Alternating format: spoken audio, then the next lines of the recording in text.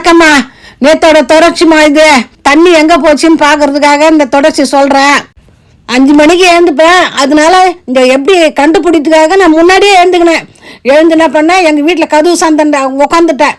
இது எங்கே தான் என்னதான் பண்ணுது, யார் தான் வராங்கன்னு பார்க்கலான்னு சொல்லிட்டு இப்போ உட்காந்தா என்ன பண்ணேன், எங்கள் பக்கத்து வீட்டு சித்தி என்ன பண்ணுச்சு, பாத்திரம் எடுத்துகிட்டு வந்து பாத்திரத்தில் போட்டு மொண்டு மொண்டு மொண்டு மொண்டு ஊற்றின்னு போகுது. 3 தவளை 2 தவளை தண்ணி தூங்கி முடிச்சு. அப்புறம் என்ன பண்ணால் போய் வந்து சண்டை போடக்கூடாது, தப்பு, இது பெரியவங்களை வச்சவங்க அப்படின்ட்டு பொய்து வெடிட்டேன்னு சொல்லிட்டு பொய்து வெடிஞ்ச பாரு.